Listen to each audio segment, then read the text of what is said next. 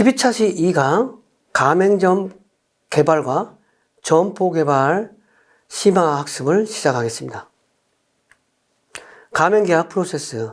가맹점에는 이제 가맹계약은 프랜차이즈 사업은 가맹본부와 가맹점 간의 계약이지만 그 계약은 또 가맹본부와 가맹점 간의 계약이지만 그게 또 영세 가맹점주들의 계약이기 때문에 또 그 가맹점에 대해서는 여러 가지 법적으로 가맹사업 공정화에 관한 법률 체계에 의해서 어떤 그 계약이 어떤 규제를 받고 거기에 대한 준수를 해야 되는 그런 입장이라고 생각할 수 있겠습니다. 그래서 그 부분에 대해서 좀 어떤 학습을 할 수 있도록 하겠습니다. 그래서 가맹사업 공정화에 관한 법, 가맹사업을 가맹본부 간의 가맹본부와 가맹점 간의 계약을 어떤 법적인 테두리 안에서 잘 진행되고 있는지 관리하고 감독하는 것이 가맹사업 공정화에 관한 법률인데 그 법은 어떤 가맹사업자의 준수사항, 가맹사업자, 가맹점을 하려고 하는 사람의 준수사항, 가맹본부의 준수사항, 그 다음에 또 상호 신의성실의 원칙, 이런 부분에 의해서 영향을 받으면서 그 내에 분쟁 조정 업무, 그 다음에 가맹사업의 공정화, 그 다음에 사건 처리 절차, 이러한 부분이 해당된다고 할 수 있습니다. 그래서 가맹본부와 가맹점 간에 분쟁이 있다 그러면 또 그 분쟁을 분쟁 조정 협의회, 분쟁 조정 신청, 가맹거래소, 뭐 이런 것들에 의해서 이제 지배를 받고, 가맹사업 거래 공정화라고 하는 거는 정보공개서의 공정의 등록의 유무, 정보공개서의 사전 제공, 가맹계약서의 사전 제공, 허위 과장 정보의 제공 금지, 불공정 거래행위 금지, 가맹금 금융기관 예치, 가맹금 반환, 가맹계약서의 기재사항, 가맹계약 갱신 요구권, 가맹계약 해지에 대한 제한, 가맹사업자 피해 보상 보험, 뭐 이런 사항이 이제 관리가 되는 거고, 사건 처리 절차 등은 어떤 입에됐을 때 시정조치, 시정권고, 과징금, 과태료, 전속고발, 벌칙 이런 것들에 의해서 이제 어떤 제재를 받는데 이러한 부분들이 어떻게 세부 사항들이 이루어지는지를 좀 학습하도록 하겠습니다. 먼저 가맹사업자에게는 가맹정보공개서라는 것을 작성하고 공정위에 등록하고 가맹점을 하려고 하는 사람이 볼 수 있도록 하는 제도인데, 정보공개서의 도입 배경 및 필요성은 뭐냐면, 가맹사업을 하는 도입 배경은 가맹사업자로 가맹을 하라고자 하는 사람이 가맹하고자 하는 가맹본부의 현황이라든지 가맹사업자가 무엇을 부담해야 한다든지 영업활동의 조건과 제한, 영업 개시에 관한 상세한 절차와 소요기간, 교육, 훈련 이런 내용에 대해서 가맹 전에 상세히 검토할 기회를 법적으로 제공함으로써 가맹점을 하려고 하는 사람이 피해를 사전에 예방하도록 하는 목적으로 도입됐다는 거죠. 그래서 엄격하게 이야기하면 가맹점을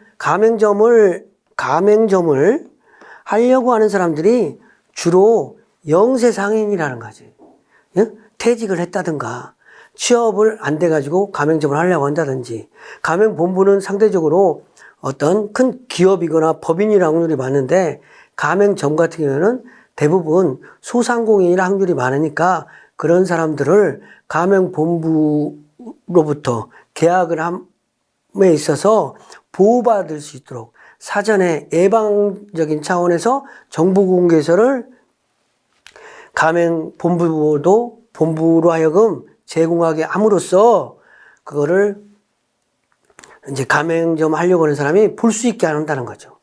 그게 이제 필요성으로는 가맹본부와 가맹점 간의 정보의 불균형을 해소하는 거죠. 그러니까 가맹본부는 좀 우월적 지위가 있고 가맹점을 하려고 하는 사람은 소상공인인데 정보를 서로 공유함으로써 대등한 관계로서 계약을 할 수 있도록 하는 어떤 정보를 준다.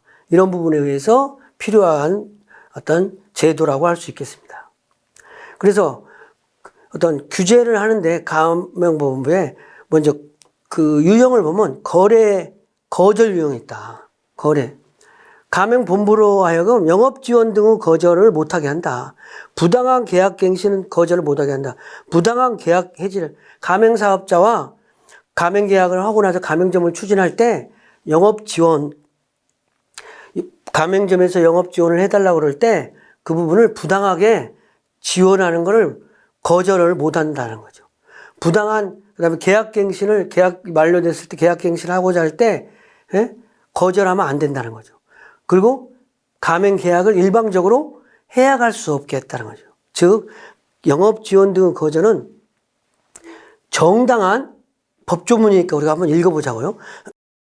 정당한 이유 없이 거래 기간 중에 가맹사업을 영위하는 데 필요한 부동산이라든지 용역, 설비, 상품, 원재료 또는 부재료 공급과 이와 관련된 영업지원, 정보공개서 또는 가맹계약서에 제공하기로 되어 있는 경영 및 영업활동에 관한 지원 등을 중단 또는 거절하거나 지원하는 물량 또는 내용을 현저히 제한하는 행위는 안 된다.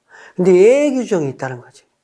계약 위반 등 가맹사업자의 기책 사유로 가맹사업의 거래 관계를 지속하기 어려울 때는 이런 지원을 안 해도 된다. 그 다음에 부당하게 가맹사업자의 계약 경시를 거절하는 행위 안 되는 거고, 계약 해지, 부당하게 계약 기간 중에 가맹사업자와의 계약을 중지하는 행위도 안 된다. 이렇게 말씀드릴 수 있겠습니다.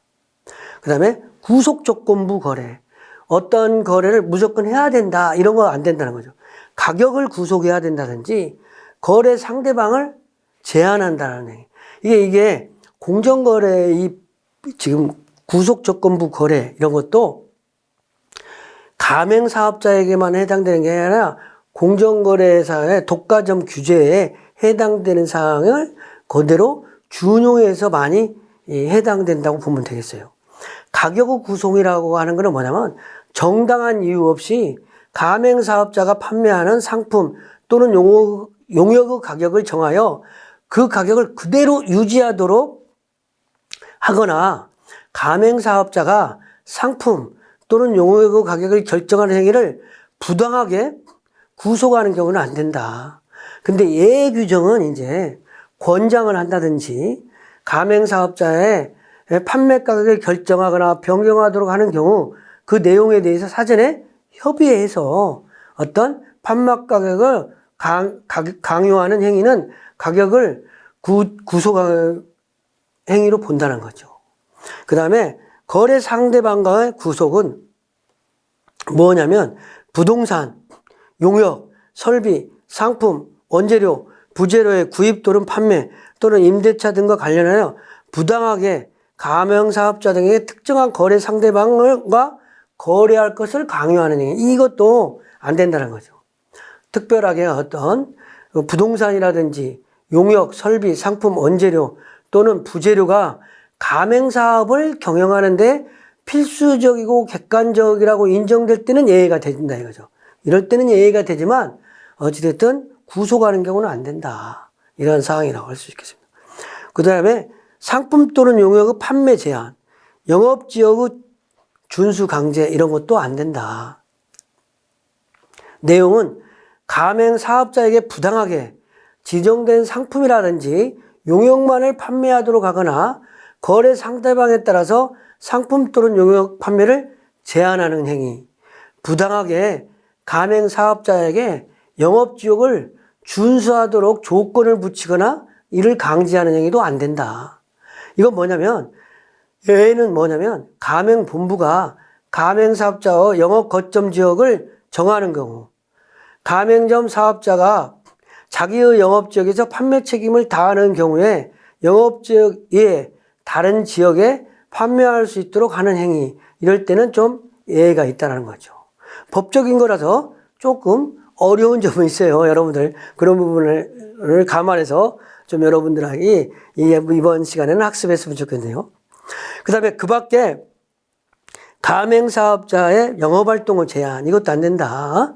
가맹사의 영업활동을 제한하는 게. 근데 예외 규정도 있으니까 예외 규정은 여러분들이 법적으로 좀 한번 보고. 그 다음에 거래상의 지위남용. 거래사의 지위남용도 공정거래법상의 거래상의 지위남용에서 준용되는 거예요. 가맹사업 공정화에 관한 법률도 준용됐는데 이것도 구입강제.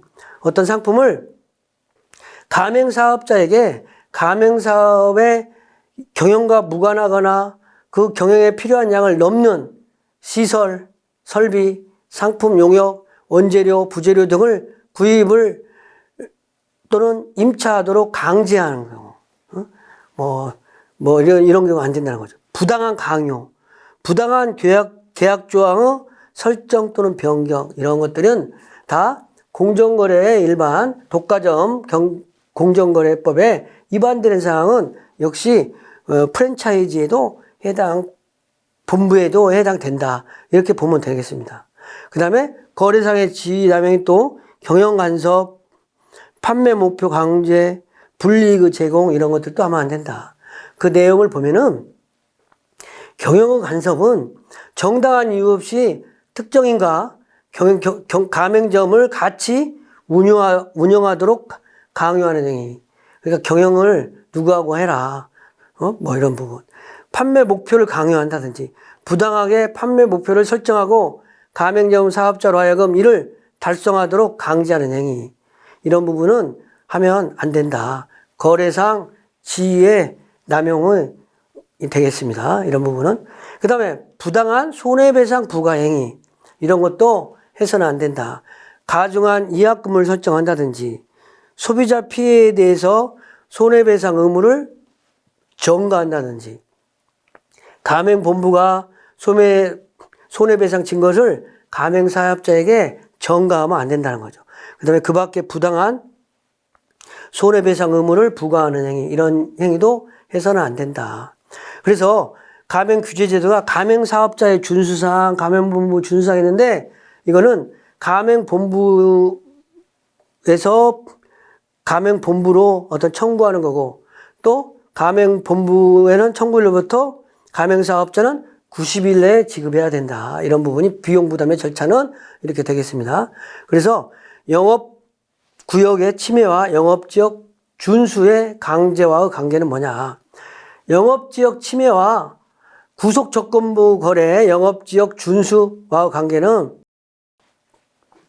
영업지역을 침해하는 것은 자기가 상대방 자기 지역을 있는데 그 지역을 범위를 벗어나는 거고 영업지역 준수라고 하는 건 너는 가맹점 너는 어디만 영업지역을 하라고 그러는데 그 지역을 강제하는 관계를 영업지역 준수 강제라고 그런다. 이렇게 이야기할 수 있겠습니다. 임대차 보호법도 어찌됐든 공정화에 관한 법률처럼 임대차 보호법도 꼭 그 가맹점에게만 해당되는 것이 아닌데 임대차 보호법을 우리가 알아야 가맹점을 개설하거나 하는데 임대차 보호법이 있다. 이런 부분을 알아야 가맹점을 개설하는데 무리 없이 할 수 있는 거죠. 어떤 주택임대차보호법에 의해서 또 상가임대차보호법으로 발전한 것인데 이 임대차보호법이라고 하는 것은 원래 모법은 민법에서 된 거예요. 우리나라에 임대차보호법이 없는 것은 민법에 적용을 받아요. 민법에서 그 민법에 벗어나지 않은 부분 내에서 임대차보호법이 있다. 근데 임대차보호법을 준용해서 상가임대차보호법으로 우리가 활용하고 있는 거예요. 근데 임대차보호법이라고 하는 거는 영세 상인들을 보호할 목적으로 2001년 12월에 제정이 됐었어요. 그래서 보호 규정은 임차권 등기가 없는 경우에도 특별한 요건만 갖추면 임차인에게 대항력을 부여하며 보증금, 그 다음에 계약갱신 요건 등의 보호를 할 수 있다라는 거죠. 그래서 어떤 내가 임차에서 꼭 가맹점을 하지 않아도 어떤 임차에서 상행위를 했을 경우에 임대차 보호법에 의해서 계약갱신 요구권에 의해서 보호받고 또 보증금도 해소받을 수 있고 어떤 이러한 부분이 임대차 보호법에 있다. 이런 부분을 설명하는 겁니다. 그래서 상가 임대차 보호법이라는 것은 상가 건물 임대차에 적용되는 것으로 어찌됐든 소득세법, 부가가치세법 등 법인 대상의 사업자 등록이 되는 대상을 말하고 어찌됐든 뭐 교회라든지 친목회 이런 부분에서 사무실을 운영하는 형태로 보호받는 것은 아니다. 근데 이 목적은 상가 건물 임대차에 관한 민법이 정한 특례를 규정하고 국민의 경제적인 생활 안정을 보장하기 위해서 적용하는데 상가 건물의 임대차에 적용하는 걸로써 보증 금액이 어떤 일정한 대통령령으로 정한 일정한 금액 이상인 거는 또 보증을 못 받아요. 근데 그거는 조금씩 갱신이 되고 있어요. 보증금은 보증 금액을 어떤 보증금이 너무 높은 보증금은 뭐랄까 임대차 보호법에 영향을 못 받고 어찌됐든 시군구에서 정하는 그 범위 안에 들은 그 보증금에 대해서만 보호받을 수 있다는 거죠. 그러니까 너무 대기업에서 뭐 비싸게 줘가지고 건물에 임대차 보호법으로 그 상가 건물을 임차해서 어떤 사업을 하는 거는 보호받지 못하고 소상공인 중심으로 어떤 보통 시민들이 보통 하는 임대차 보호로 물건을 가지고 그 임대를 하는 건물은 임대 보호를 좀 받을 수 있다 이렇게 생각하면 되는 거예요. 그래서 대항력이라고 하는 건 뭐냐? 임대차에 등기가 안 돼 있더라도 임차인이 없는 경우, 임대차 등기가 없는 경우에도 임차한 사람이 건물 인도와 사업자 등록증을 신청하면 그 다음 날부터 제3자에 대해 효력이 생각난다는 거죠. 사업자 등록이 있고 거기에 그러니까 거기서 사업을 하게 되면 건물 임차해서 그 건물을 사용하고 사업자 등록을 발급받으면 그 건물에 대해서 대항력이 있다는 거죠. 그러니까 뭐하고 똑같은 거예요? 전입신고와 같은 개념이라고 보면 된다. 우리가 주택임대차 보호법에서 전세권 등기가 없어도 전입신고만 되어 있으면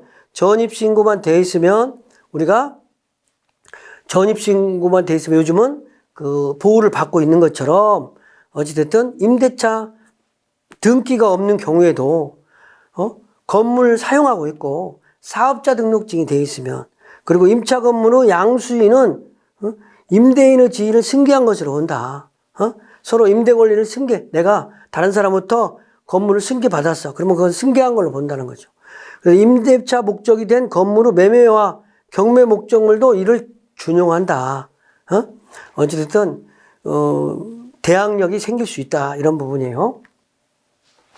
그리고 확정일자 및 임대차 정보의 제공. 확정일자는 상가 건물 소재지 관할 세무서장이 부여를 하는데 관할 세무서장은 상가 건물의 소재지, 확정일자, 임차료, 보증금 등을 기재한 확정일자를 작성해서 전산정보 처리를 조직을 이용할 수 있다.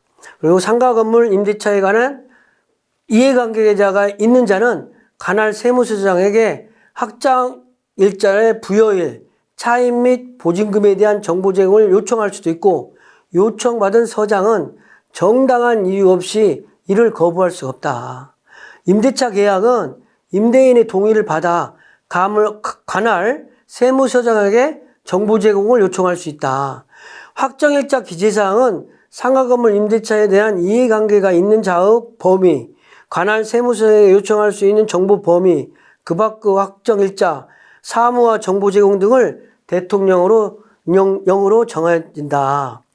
그래서 보증금을 해서 이제 다른 법도 중요하지만 내가 상가를 보증금을 내고 임차해서 들어갔어. 그러면 어떤 일이 있어도 보증금을 회수할 수 있으면 가장 좋은 거죠. 그래서 그 보증금 회수 부분은 임차에는 상가 건물에 대해서 보증금 반환 청구 소송의 확정 판결이나 이에 준하는 집행권에 의해 경매를 신청한 경우 반대 의무를 이행하거나 제공을 집행 개시 요건으로 인정하지 않는다는 거죠.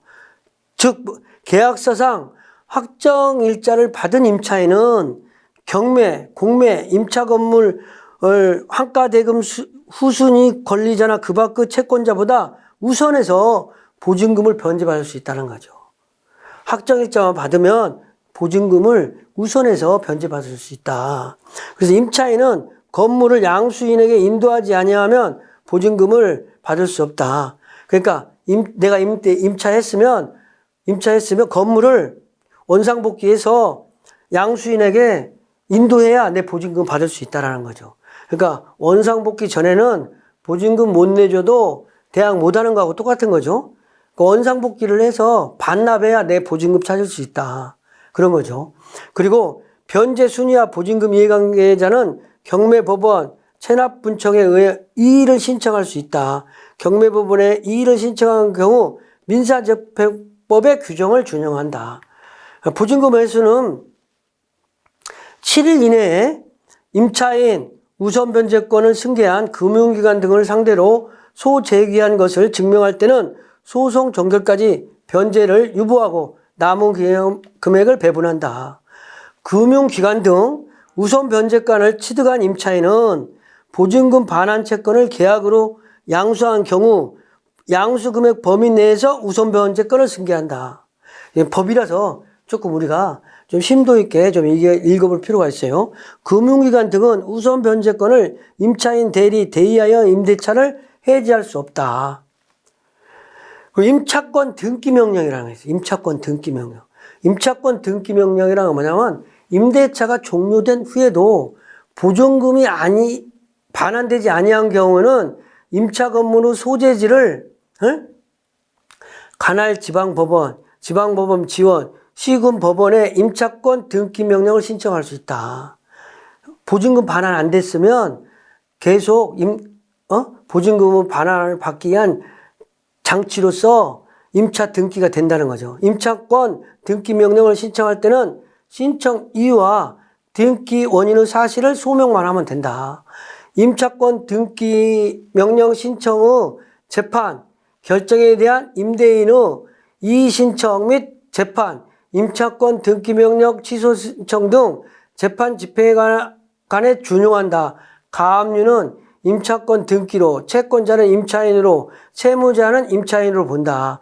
그래서 임차권 등기 신청을 기각하는 결정에 대해 임차인은 항고할 수 있다. 그러니까 계속 보호받을 수 있다는 거죠.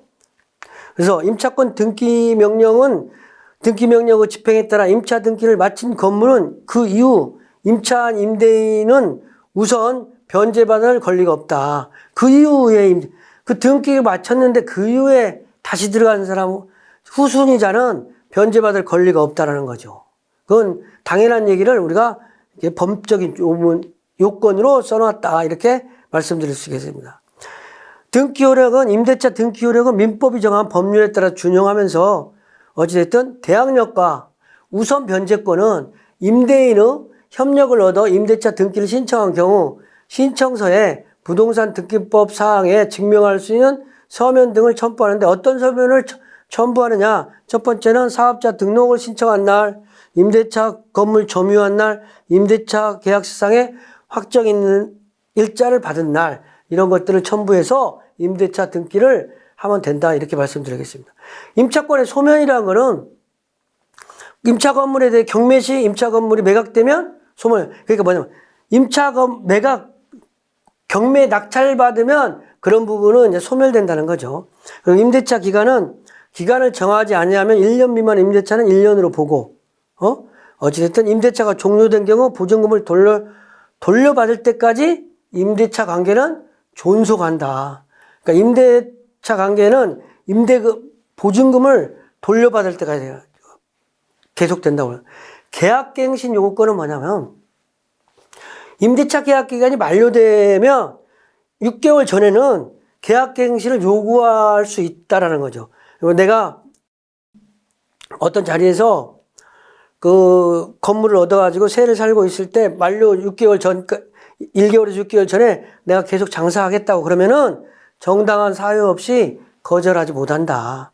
하지만 다음 사항의 경우에는 계약 안 해줄 수도 있어요. 그래서 이 사항은 알고 있어야 돼. 내가 계약갱신 요구권이라고 해서 내가 계약을 지속적으로 한번 임대차 들어가면 보통 10년까지 5년간 임대차 계약서 쓰고 상가 임대차 보호법에 의해서 영업권 5년에서 10년까지도 어찌됐든 그 법적 요건에 의해서 임대료만 인상해 준다면 그 자리에서 영업을 할 수 있는데 보호를 받지, 계약갱신 요구권을 보호받지 못하는 사항이 있다라는 거죠. 그건 뭐냐? 3달 동안 임대료 안 내면 안 된다. 그 다음에 내가 거짓이나 부정한 방법으로 임차했다. 서로 합의하여 임차인에게 상당한 보상을 제공한 경우. 이럴 때 안 돼. 임대인의 동의 없이 목적 건물의 전부 또는 일부를 전대. 내가 세를 살면서 다른 사람한테 동의 없이, 임대인 동의 없이 전전세 내주면 안 된다는 거죠. 전대하는 말. 내가 여기를 떡볶이집 하기로 했는데, 떡볶이집만 해야 되는데, 수은대 하는 사람한테 전세를 또 내준다. 전대를 내준다. 이런 거면 안 된다는 거죠. 그거가 임대인한테 발견되면 쫓겨날 수 있다. 임차한 건물의 전부 또는 일부를 고의나 중대과실로 건물이 파손됐다. 이럴 때 안 되는 거지. 임차한 건물의 전부 또는 일부가 멸실되어 임대차 목적을 달성하지 못할 경우 이것도 안 된다. 임대인이 다음 항목에 해당하는 사유로 목적 건물의 전부 또는 대부분을 철거, 재건축하기 위해 목적 건물의 점유를 회복할 필요가 있는 경우 이때도 안 되고 그 밖의 임차인으로서 의무를 현저히 위반하거나 임대차를 계속하기 어려운 중대한 사유가 있는 경우 이런 거는 계약갱신 요구에 해당되지 않는다.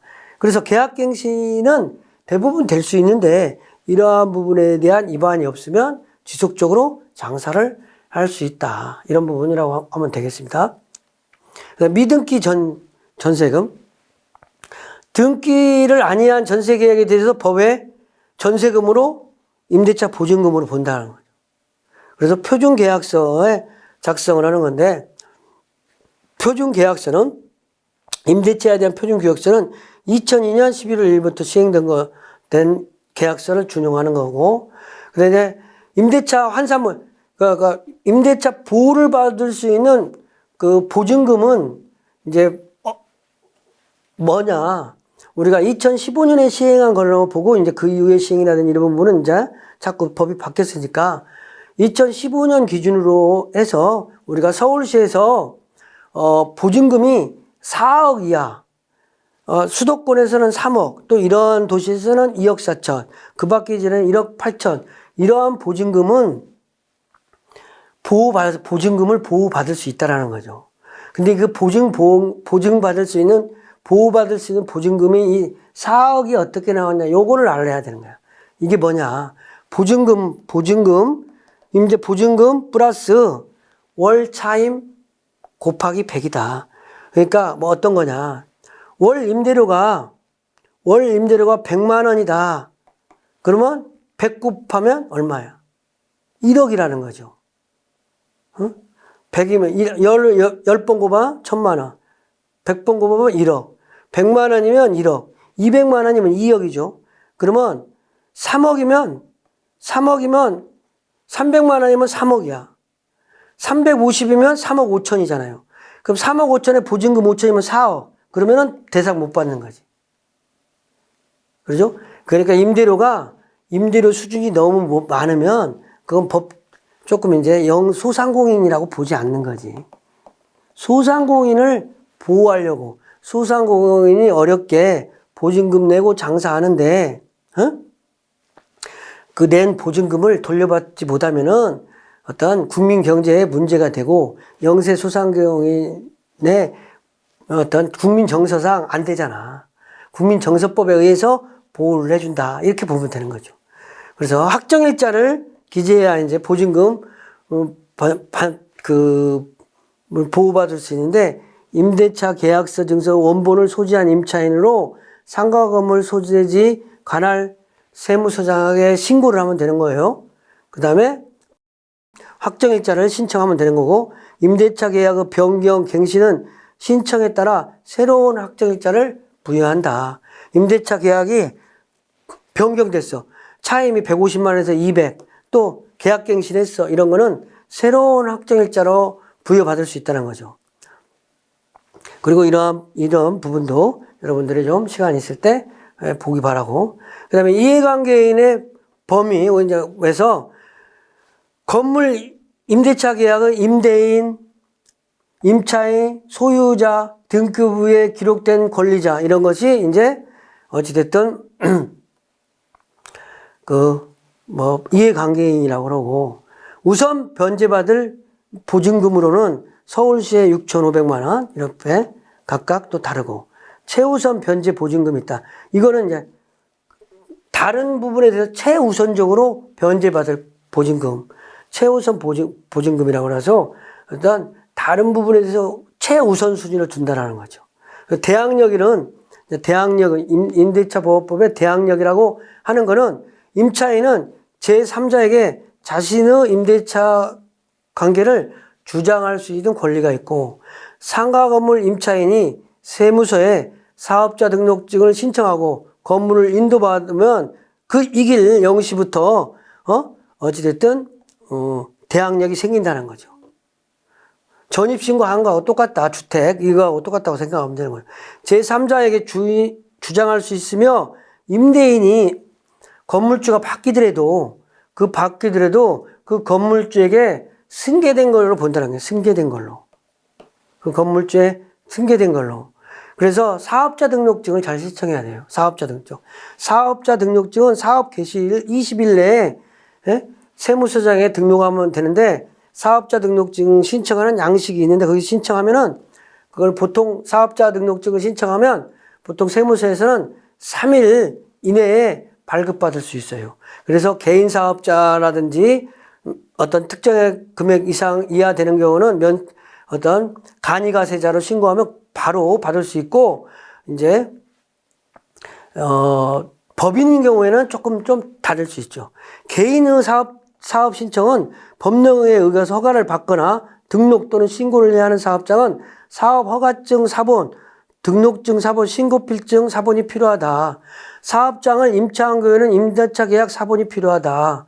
그다음에 임대차 보호법 규정에 의해 상가 건물을 임차한 경우 해당 부분의 도면을 제출해야 된다. 이런 부분이 되겠고 법인인 경우 사업자 등록 신청 절차는 조금 까다로워요. 법인인 경우는 사업자 등록을 먼저 법인 설립. 법인을 먼저 설립해놔요. 법인 설립하고 두 번째 사업자 등록증 교부한다. 근데 법인만 설립하면 법인은 사업자 등록증 하는 거는 그 법인 설립된 등기를 기준으로 해서 사업자를 내는 거기 때문에 되게 쉬워요. 근데 법인 설립하는 게 까다로운 거예요. 법인 설립하려면은 정관, 그 다음에 자본금에 대한 납입, 정관 만들고, 자본금 납입하고, 그 다음에 자본금을 납입하고, 법인 인감도 개설하고, 뭐 이런 여러 가지 절차가 있어요. 그래서 하는데 이거는 이제 개인이 하기도 하는데 법무사가 대행도 해줘요. 근데 이제 법무사가 대행을 해주면 뭐 금액이 작은 금액은 한 25만 원부터 하고 법인이 큰 경우는 또 다른데 최소 기준으로 하면 한 25만 원 소액으로 그러니까 대행료만 그랬다는 거예요. 그리고 자본금에 따라서 또 그 비용이 상당히 들어요. 그러니까 등기 인지대 이런 것들도 들고 그래서 정관을 만들어야 된다. 그럼 그 정관이 뭐가 있냐? 정관이 업종 어떤 사업을 한다. 정관이 업종 어떤 사업을 한다. 그 다음에 자본금, 정관의 자본금, 또 주주 명부, 주주가 누구다. 뭐 이런 것들이 다 들어가는 부분이기 때문에 정관만 완벽하면 그 정관대로 심사를 한 거야. 정관에 의한 업종대로 사업자 등록증 사본을 신청하는 거예요. 그리고 법인하면 법인 설립신고서, 법인 등기등본, 정관사본, 주주총회, 주주명부 이런 걸 가지고 사업자 등록증을 신고하면 되는 거예요. 그걸 가지고 가서 사업자 등록증을 신청하면 사업자 등록증은 법인 만들기까지가 어렵지, 그거는 이제 일반 법인만 등기가 나오면 이제 그때부터는 개인이 사업자 등록증 만드는 정도의 노력이나 법인이 사업자 등록증 만드는 노력이나 거의 같다고 볼 수 있는 거죠. 근데 법인은 조금 사항이, 세부적인 사항이 많이 있어서 많은 사람들이 처음에는 개인 사업자를 했다가 사업을 운영하고 나서 나중에 법인으로 전환한 경우가 많아요. 처음부터 법인으로 하는 경우도 많이 있지만, 근데 대부분의 경우에는 개인 사업자나 간이 사업자를 했다가 법인으로 일정액 이상 되면 한다. 그래서 사업자 등록 신청 절차, 우선 변제권 보장한다. 대항력을 갖추고 있으면은 임대차 계약서에 확정일자 받은 임차인은 우선 어떤 보증금이라든지 이런 거를 받을 수 있다. 그 다음에 건물 후 인도나 사업자 등록 신청 등 대항 요건과 관할 세무서장으로부터 계약서상의 확정일자를 받은 임차인은 민사집행법에 따라서 경매, 국세증서법에 따라 공매 시 임차 건물 후 한가 대금에서 후순위 관리자나 그 밖의 채권자보다 우선하여 보증금을 변제받을 수 있다. 그래서 어찌됐든 중요한 거는 임대차 계약 수립하고 사업자 등록증 만들면 이제 어떤 우선 변제권 보장을 받을 수 있다는 거죠. 그래가지고 실제로 점유가 중요한 거예요. 거기서 장사를 하고 있느냐 안 하고 있느냐, 이게 중요한 거라는 거죠. 그 다음에 소액 임차인은 최우선 변제권이라는 게 있는데, 아까 조금 전에 얘기했는데, 소액 임차인은 다른 거에 관계없이 더 우선해서 변제해 준다는 거죠. 상가 건물 임차인이 경매 개시, 그 다음에 가입 등기 전에 대항력을 갖추고 규정한 요건에 해당하는 경우 순위와 상관없이 일정 금액을 우선적으로 변제하는 제도다. 우리나라에 되게 영세상 같은 경우에 그렇다는 거죠. 최우선 변제권 제도는 임차한 상가가 점포가 타인에 의해서 경매나 공매 처분이 있을 때 점포 보증금을 못 받을 수 있는 영세상해를 보호할 목적으로 생긴 건데, 최우선 변제 금액이 상가 건물가액의 2분의 1을 초과하는 경우 건물가액의 2분의 1 금액에 한해서 된다. 최우선 변제 금액이 2분의 1을 초과하면 건물의 2분의 1까지만 소액 임차인의 환산보증금 기준에 의해서 우선 변제해 준다. 그래서 모두 다 변제해 준다, 이런 개념이 안 한 거죠.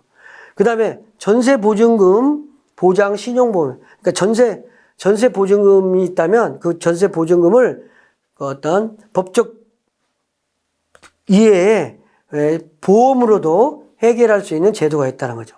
상업용 점포 임차인이 임대인으로부터 해소해야 할 임차 보증을 보호받기 위해 본인 스스로 보험에 가입할 수 있는 상품이라는 거죠. 그래서 서울 보증보험에서 취급하며 임차 기간 중 해당 점포의 경매, 계약이 해지 또는 종료된 후 60일이 경과되었음에도 보증금을 반환받지 못할 경우 임차인 입은 손해를 보상해 주는 제도다. 가입 대상은 어떤 사람이 가입되느냐?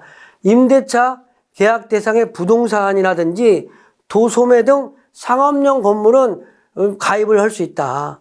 인수 기준은 서울은 7천만 원, 경기 및 광역시는 5천만 원, 일반시 4천만 원, 이런 것들은 이제 금액은 어떤 법률에 제정된 시기에 따라서 조금씩 다르니까 실제로 내가 얼마 보장받는다는 그 시점에서 그 법이 얼마까지 보장되는지를 다시 한번 확인해야 되는 절차가 필요한 거죠. 근데 이 보험료율은 어떻게 보면 저렴한 편이에요. 보험료율은. 이런 부분을 우리가 감안해서 어떤 임대차 보호법을 이해하고 있으면 영세 소상공인이라든지 이런 부분, 우리가 상가 건물이 임차해서 그 장사를 할 때 보호받을 수 있는 최소한의 안전장치는 있다. 이렇게 이해할 수 있는 거죠.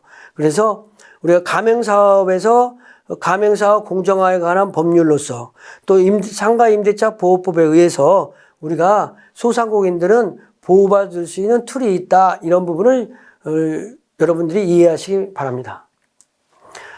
이상으로 강의를 마치고 다음 시간에는 가맹점 슈퍼바이저에 대해서 학습하도록 하겠습니다.